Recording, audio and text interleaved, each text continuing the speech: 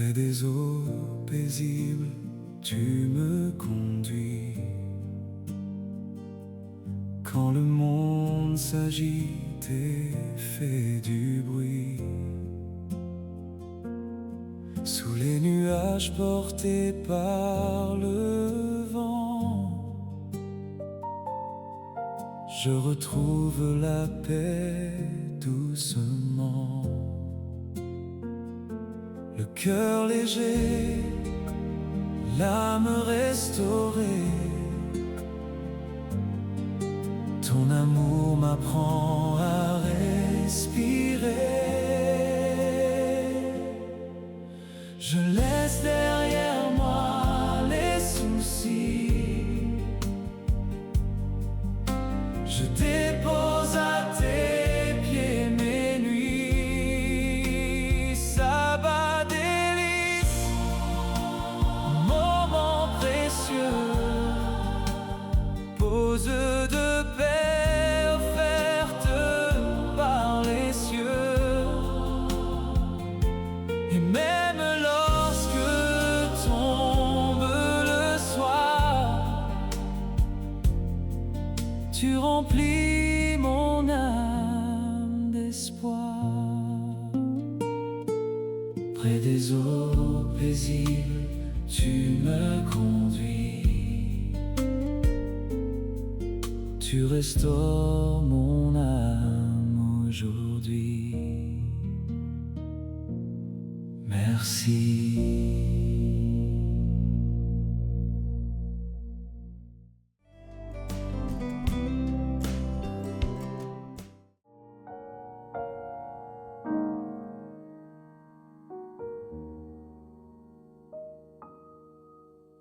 Bienvenue dans Sabbat délice à vous tous.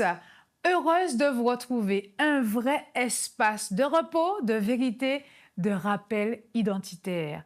Aujourd'hui, nous ouvrons cette émission avec une déclaration qui ne cherche pas à flatter, mais à révéler. La Bible dit dans 1 Pierre 2, verset 9, « Vous, au contraire, vous êtes une race élue, un sacerdoce royal, une nation sainte, un peuple acquis, afin que vous annonciez les vertus de celui qui vous a appelé des ténèbres à son admirable lumière. » Ce verset n'est pas une étiquette spirituelle, c'est une convocation. Il nous rappelle que nous ne sommes pas définis par ce que nous traversons, mais par celui qui nous a appelés avant même notre naissance. Et laissez-moi vous dire quelque chose. Avant même tes combats, Dieu t'a donné une identité. Avant même tes luttes, il t'a confié une mission.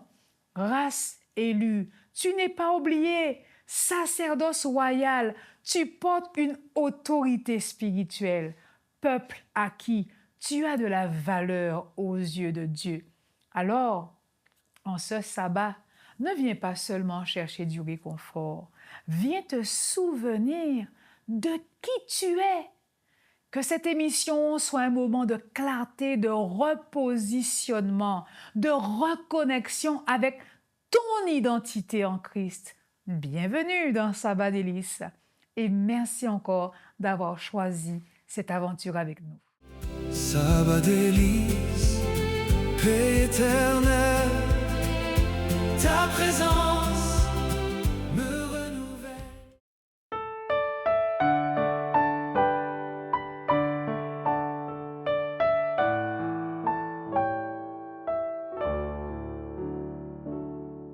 Mon cœur joyeux, plein d'espérance, s'élève à toi, mon Rédempteur. Daigne écouter avec clémence un pauvre humain.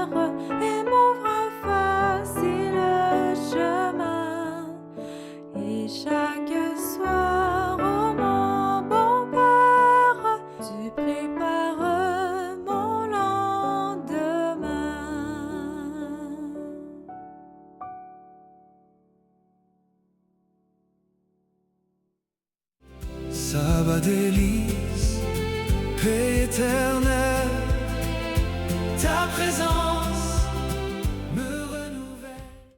Parce que beaucoup vivent en enfants de Dieu sans conscience de leur identité, nous avons choisi ce verset rien que pour vous, parce qu'il nous ramène à l'essentiel. Et oui, 1 Pierre 2, verset 9 nous dit quelque chose de très important.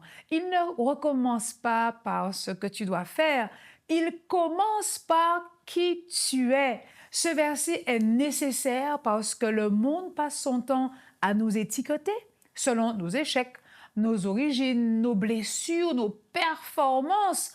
Mais Dieu, lui, parle d'élection, il parle de royauté, de mission. Il nous rappelle que notre valeur ne se négocie pas et que notre autorité ne se fabrique pas, elle est donnée. Ce verset est un antidote à la confusion identitaire. Sabbat délice, paix éternelle, ta présence me renouvelle.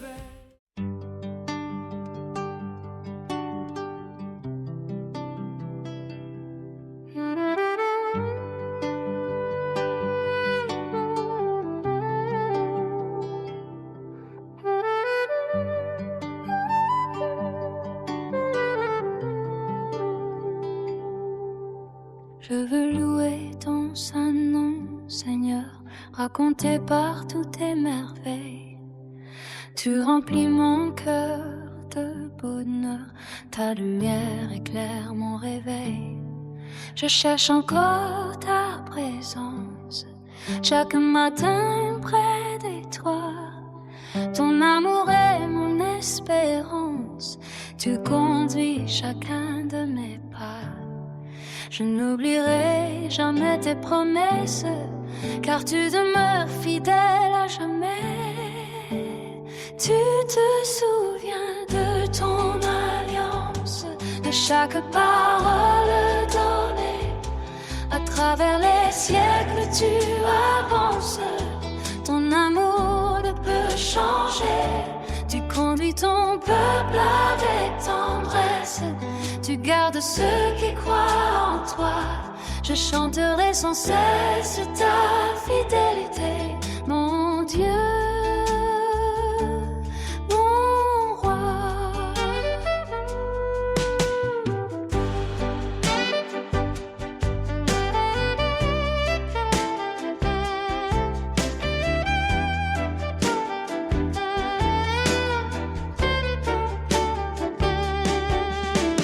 Tu as appelé Abraham, tu as conduit Jacques aussi.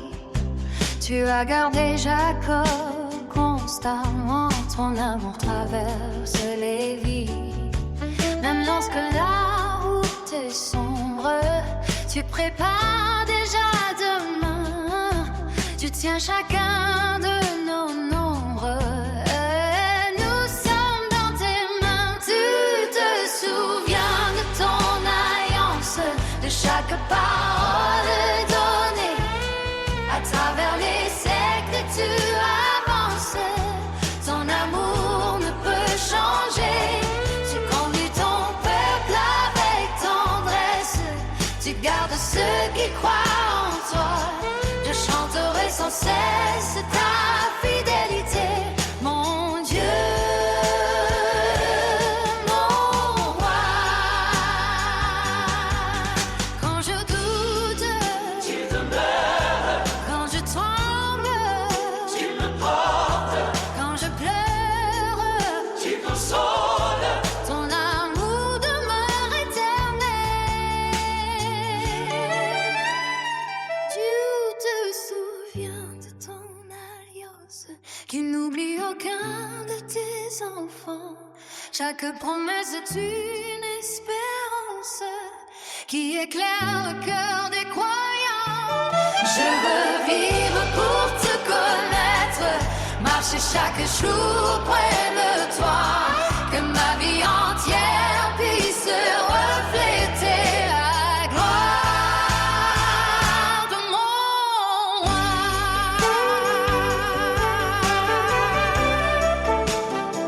Loué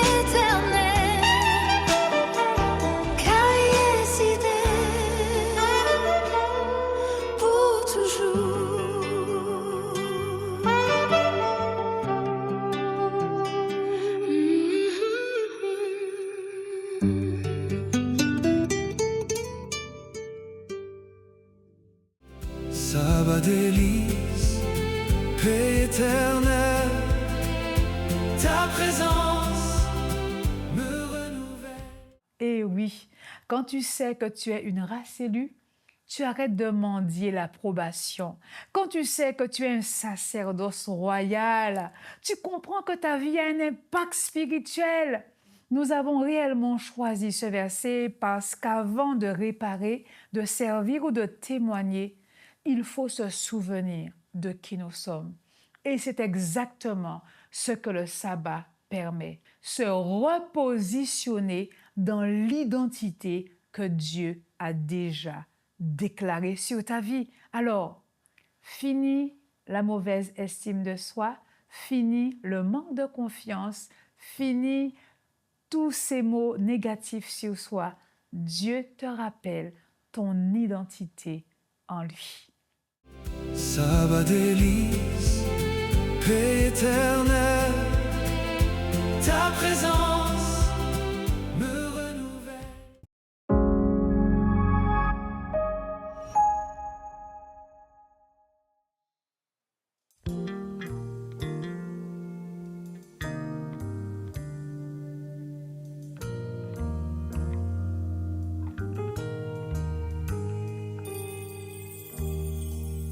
Ta face brille de mille feux, d'une beauté à couper le souffle.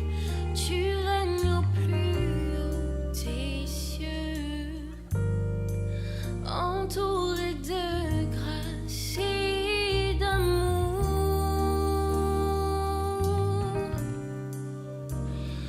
Oh Jésus,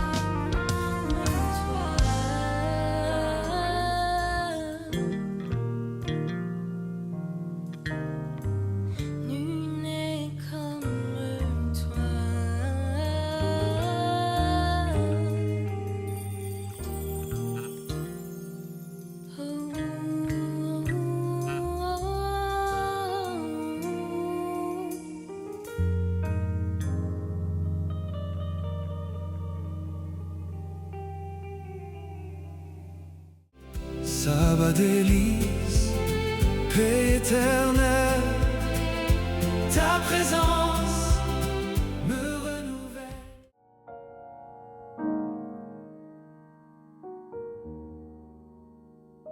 Chers amis, c'est un plaisir de vous retrouver dans cette émission Sabbat délice, afin que nous puissions pendant quelques instants passer du temps dans la parole de Dieu et entendre ce que le Seigneur a en réserve pour chacun de nous. Quand vous faites face à une difficulté, comment réagissez-vous? Quel est votre état d'esprit? Il faut noter qu'il y a pour le chrétien que deux options face à une situation qui peut sembler décourageante, sans issue ou encore insurmontable. Et je vous invite à considérer avec moi ce passage dans le livre des Nombres, chapitre 13. Nous lirons à partir du verset 23 jusqu'au verset 33.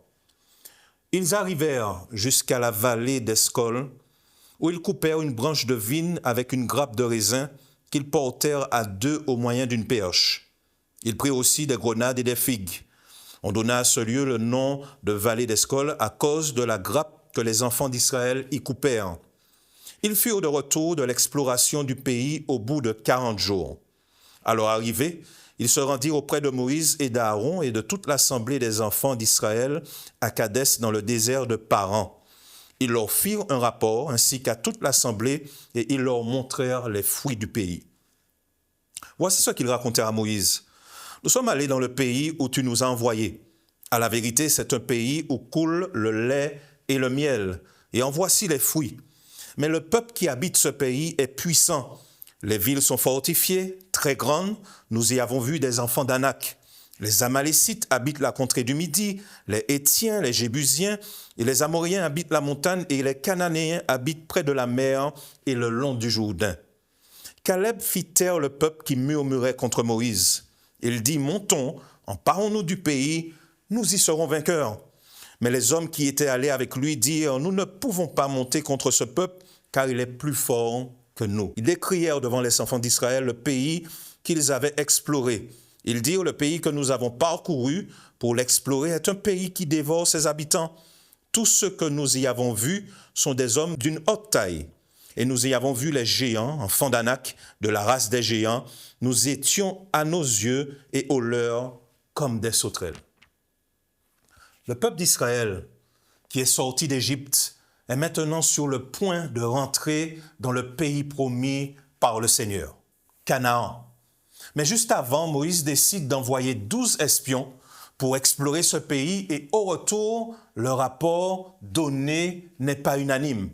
Ils ne sont pas tous sur la même longueur d'onde. Ils n'ont pas tous le même avis. Ils ne parlent pas tous le même langage. Il y a dans la langue française ce qu'on appelle la perspective narrative qui est définie comme l'orientation des informations données par un récit. La représentation des événements dans un récit dépend pour une grande part de la position du narrateur par rapport à l'histoire. Permettez-moi, chers amis, d'illustrer cette définition en donnant un exemple. Si 3 personnes sont témoins d'un accident, ces 3 personnes, au moment où elles seront interrogées, donneront 3 points de vue différents. Pourtant, elles sont interrogées à propos du même accident. Alors pourquoi 3 points de vue différents? Un synonyme de la perspective narrative, c'est la focalisation. 3 points de vue différents parce que chaque personne s'est focalisée ou encore s'est concentrée sur quelque chose de différent. C'est exactement la même chose qui se produit ici.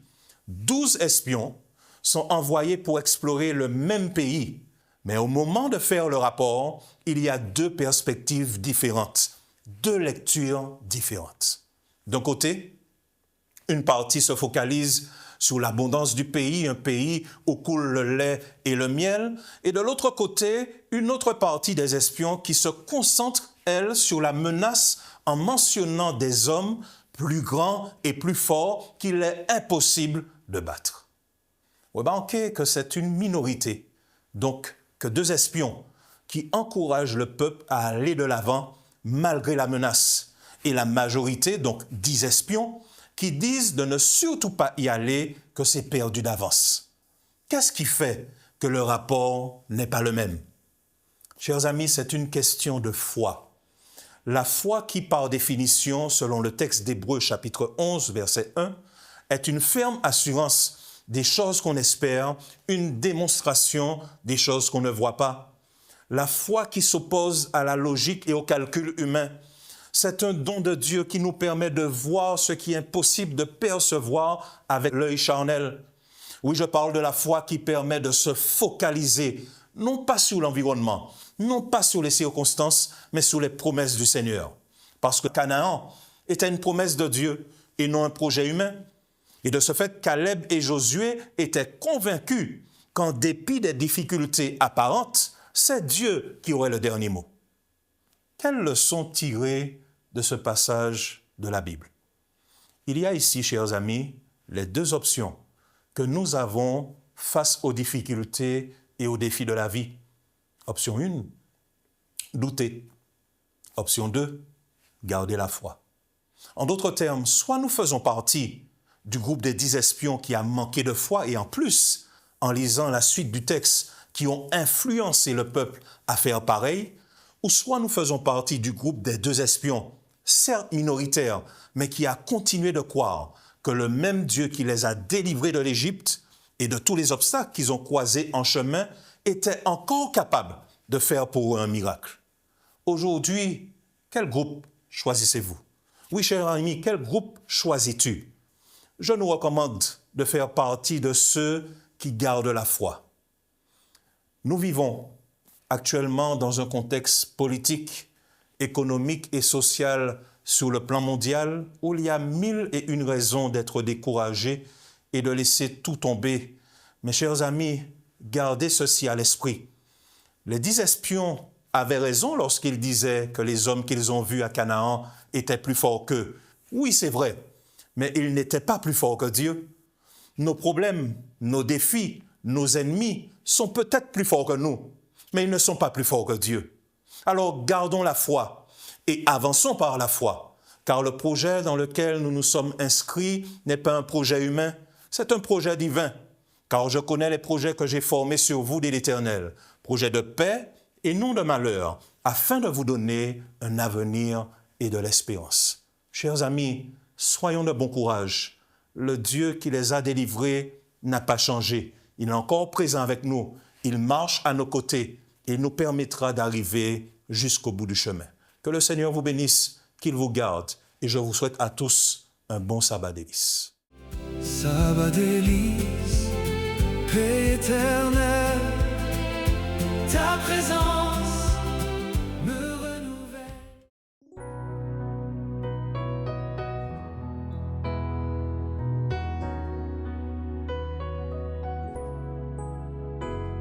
Quand la vie est dure et quand tu te dis j'abandonne, quand tu portes toutes ces blessures sans rien dire à personne,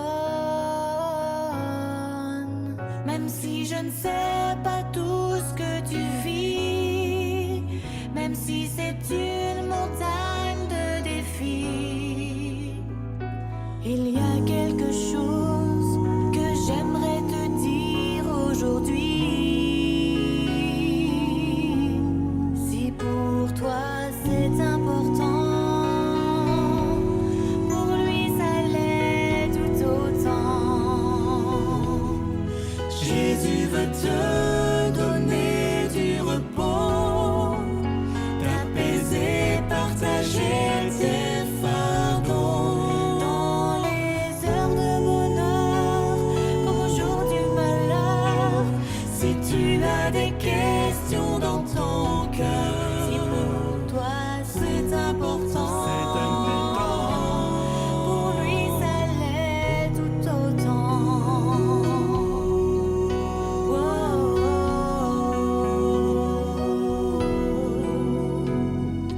Ami, crois-tu que le Créateur de la vie est trop occupé pour se soucier de tes peines, tes ennuis?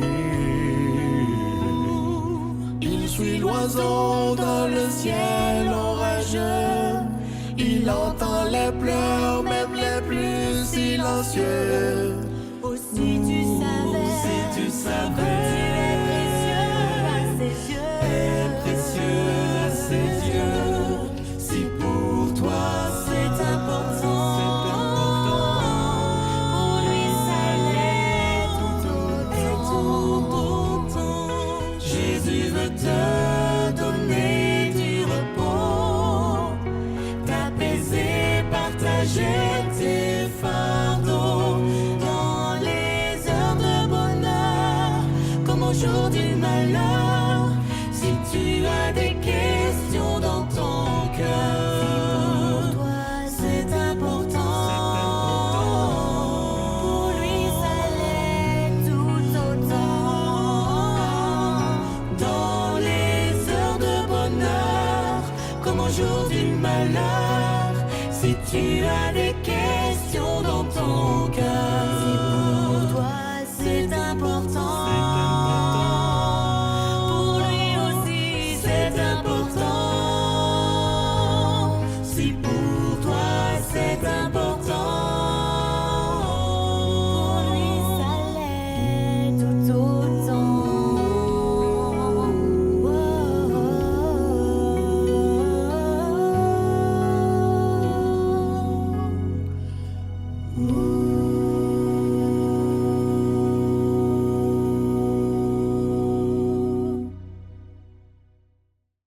Sabbat délice, paix éternelle, ta présence me renouvelle. Ça y est, c'est le moment de se quitter. Et juste avant, rappelons-nous cette vérité. Nous sommes une race élue, un sacerdoce royal, un peuple acquis. Que ce sabbat vous aide à marcher non pas selon ce que le monde dit de vous, mais selon ce que Dieu a déjà déclaré. Bon sabbat à chacun de vous. Merci d'avoir été avec nous dans Sabbat Délices et on se dit à très bientôt.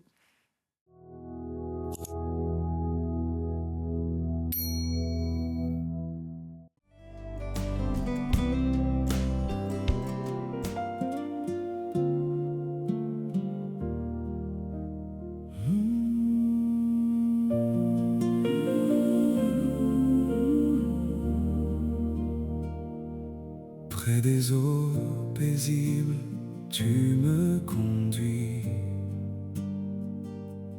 Quand le monde s'agite et fait du bruit, sous les nuages portés par le vent, je retrouve la paix doucement. Le cœur léger, l'âme restaurée, ton amour m'apprend à respirer. Je laisse derrière moi les soucis, je dépose à tes pieds mes nuits. Sabbat délice, moment précieux, pause de paix offerte par les cieux. Et même lorsque tombe le soir, tu remplis mon âme d'espoir. Près des eaux paisibles, tu me conduis. Tu restaures mon âme aujourd'hui. Merci.